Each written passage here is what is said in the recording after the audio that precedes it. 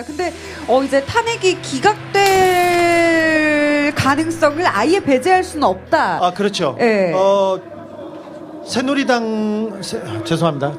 자유한국당 자유당입니까? 자유당으로 불러요. 아직 자유당과 그리고 네. 청와대 그리고 지금 권력을 가지고 있는 분들이 가장 주력을 두고 있는 게 헌재에서 헌법재판관 한두 명을 설득해내서 그 사람들의 그 의견을 바꿔서 지금 거의 대부분 이거는 뭐 제가 취재한 내용이니까 모르겠지만 거의 결정이 섰다고 봅니다. 그래서 몇 사람이 기각 결정을 함으로써 대통령이 지위를 찾고 그 다음에 그 이후에 이 헌재가 만약에 기각을 하면 국민들이 받아들일 수 없지 않습니까? 그렇죠. 촛불을 든 것처럼 촛불을 들고 나오면 그때부터는 법적으로 인정된 부분이고 법적으로 대통령의 지위를 지켰기 때문에 지금 시위는 불법 시위다. 법에 위배되는 거다. 그래서 원천 봉쇄를 하거나 과잉 진압을 함으로써 충돌이 생기고 만약에 혼란이 커졌을 경우 그게 계엄령으로 가거나 다른 내용으로 다르게 이렇게 혼란으로 넘어갈 수 있습니다. 그때 박근혜 대통령이 결단을 내려서 뭐 하야를 한다던가 아니면 조기 대선을 결정을 하면서 그래서 판을 바꾸겠다 이런 게 자유당과 새누리당 사람들의 시나리오라고 보는데 근데 뇌물죄가 성립이 됨으로써 뇌물을 준 사람이 구속이 됨으로써 뇌물을 받은 사람이 훨씬 더 무겁게 처벌돼야 되는 게 이게 법의 기본 원칙이 아닙니까? 그렇죠. 근데 거기에서도 조금 넘어갔습니다. 이동읍 재판관은 굉장히 법리적으로 뭐라고 해야 되나요? 법리적으로 정교한 사람으로 알려져 있어요. 그래서 그쪽에서 어렵게 모셨습니다. 그 헌법재판소로 박근혜 대통령 탄핵 재판이 갔을 때부터 박근혜 대통령 주변에서 1차적으로 모시고 싶었던 사람이 이동욱 재판관이었습니다. 그런데 처음에 간다고 했을 때 다 말렸어요. 가족들이 말리고 이동욱 재판관이 그 의지하는 스님도 말렸어요. 말렸는데 가야 된다고 하면서 논리가 뭐였냐면은 박근혜 대통령이 잘못은 했지만 뇌물죄가 적용되지 않았기 때문에 탄핵될 정도의 큰 중죄는 아니다 이 얘기를 했었는데 그래서 이동욱 재판관이 재판에 나와서 계속해서 얘기한 논리가 뇌물죄 적용이 안 됐기 때문에 탄핵은 무리하다 이게 논리였는데 뇌물죄가 적용이 됐네. 어떡해요. 그래서 자기 발등을 지금 찍고 있습니다. 발등을 아이고. 찍었네. 예.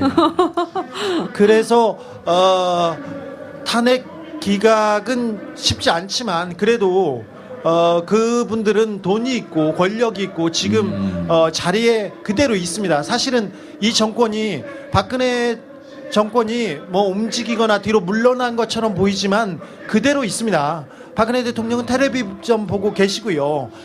다른 사람들은 다 그 자리에 있습니다. 박근혜 정부의 2인자 황교안이 대통령 직무대행을 하고 있지 않습니까? 오직 이 정권의 최순실 여사만 뒤에 물러나 있는 거지 나머지는 그대로 있다고 보니 그 사람들은 뭐든지 다 할 겁니다. 박근혜 대통령 주변 사람들을 보면 그런 얘기예요. 우리가 어떻게 잡은 정권이냐. 피가 아니라 한강을 건널 때 쿠데타 할 때 자기네들 목숨을 걸었고 자기네들 피를 흘리고 잡은 정권이다. 그래서 자기네들은 죽지 않으면 물러나지 않는다. 이런 얘기를 자주 하는데 어떤 수단과 방법을 가리지 않고서라도 정권을 뺏기지 않겠다는 생각은 아직 있어요. 그래서 아직 마지막까지 기대해 볼 수 있는 게 헌법재판소의 재판관들입니다.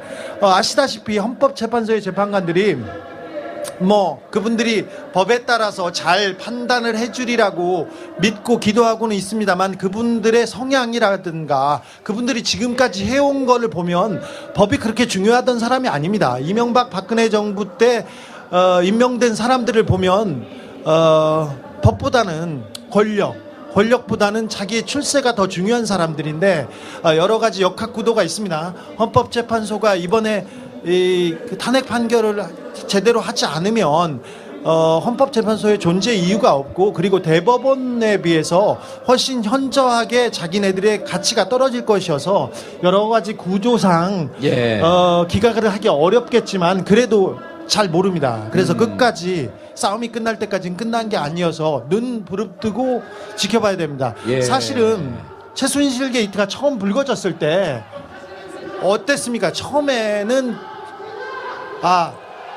굉장한 사건이 터졌지만 이 정권에 언론과 검찰을 동원해서 다 묻어버리라고 생각했습니다. 그런데 11월 25일이었습니까? 민중총궐기 때 예. 100만 명이 광장에 모이자 검찰도 놀라고 정권도 놀랐습니다. 그래서 그때 검찰도 사실 서울중앙지검 우병우의 아이들이고 한교안의 아이들입니다. 그 사람들 수사하지 않았던 사람들인데 그분들도 수사를 열심히 했습니다. 특검도 어허. 그 촛불의 힘으로 발진을 했고 그 힘으로 수사를 여기까지 해왔습니다.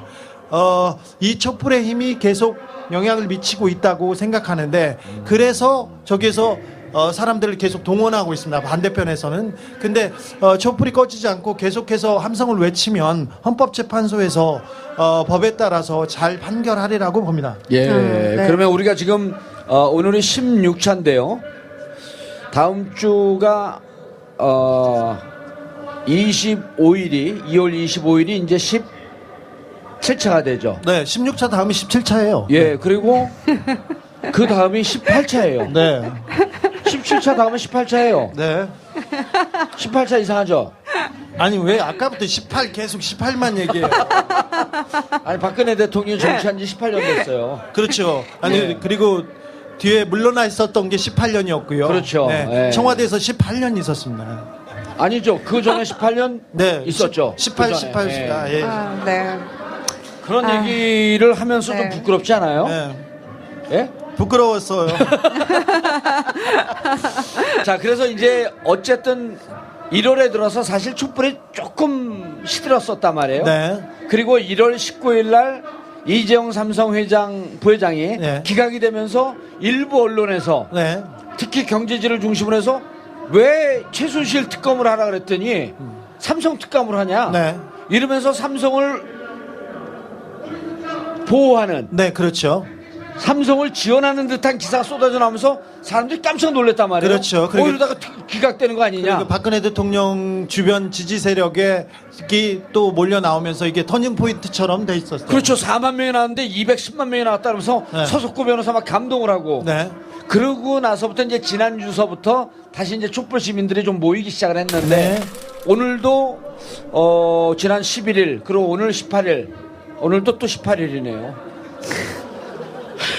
계속 오늘 왜 나오고 이제 이러죠? 그래서 앞으로도 계속 촛불 시민들이 나와서 이 현장을 지켜줘야지 특검도 그렇고 헌재도 그렇고 제대로 갈 것이다. 냉정하게 예. 생각해봐야 되는데 대한민국을 이끌고 나가는 사람들이 사실은 우리나라의 지도자 대통령을 비롯한 정치인들인 줄 알았는데 사실은 그 사람들이 대한민국을 이끄는 걸 국민을 이끄는 걸 관심이 없었습니다. 사실 가장 중요한 시간에 주사 맞고 있었지 않았습니까? 점 보고. 그런데 대한민국이 잘못 나가고 있다고 해서 국민들이 촛불을 들고 나와서 바른 방향으로 이끌고 있습니다. 주춤했습니다. 춥기도 하고 너무 많이 나오라고 하고 너무 많이 나오니까 지치기도 했었죠. 지쳤을 때 이들은 다시 국민들을 짓밟고 자기 멋대로 가려고 했을 때 또 국민들이 그걸 알아차리고 그 사람들이 모여들기 시작하고 지난주에도 걱정하는 사람들이 나와서 재판이 잘 됐으면 한다 이런 생각을 하고요. 이번 주에도 이 힘으로 헌재를 흔들지 못하게 해야 된다 이렇게 보호하는 촛불이 그 반대 세력에 맞서서 나오면서 이 조금씩 방향을 바로 잡고 있는 것 같습니다. 예. 지금 이 탄핵 정국에 정치인이나 정당은 보이지 않습니다. 사실 여러분들 국민들이 여기까지 온 겁니다. 그렇죠. 국민들이 이 시대의 물꼬를 역사를 유유히 앞으로 전진하게 하고 있다는 것을 올 때마다 느끼고 있습니다. 알겠습니다. 그러니까 지금 주진우 기자님 입장에서는 결국 탄핵 인용은 기정사실이고 네. 다시 국민들이 이 부분에 대해서 예의주시하고 관심이 높아지고 있기 때문에 피해가기가 어렵다. 네, 국민들이 여러분들이 촛불을 계속 들고 예. 이게 탄핵 심판을 그다음에 정치를 그리고 국가를 운영하는 것을 잘하고 있는지 지켜봐준다면 관심을 두고 있다면 헌재가 그렇게 국민들의 마음과 그 정반대의 의견을 내놓지 못합니다. 그렇죠. 네. 자, 빠르면은 4월 26일 좀 늦으면 5월 10일 정도가 이제 대선 시기로 하면서 결국 벚꽃 대선, 네. 조기 대선 이제 가시화되고 있는데, 네, 네. 자, 또 그 정당 주변에 계신 청와대하고 자유당은 탄핵이 기각될 거라고 얘기하고 있어요. 그래요? 하지만 선거 준비 제일 열심히 하고 있습니다. 그런 어허. 걸 보면 조기 대선은 가시화됐다고 볼 수 있습니다. 예, 아니 탄핵은 기각이 될 것이다. 네. 근데 대선 준비를 하고 있고. 원래 그 친구들이 그래요. 네. 예, 참 정말 특이하네요. 네. 예? 아니 기각이 되면 네. 대통령은 12월까지 있을 텐데 뭘 대선 준비를 해? 그렇게요. 예. 그렇게 생각해 본 적이 없었는데 네. 그러네요 진짜. 네. 네.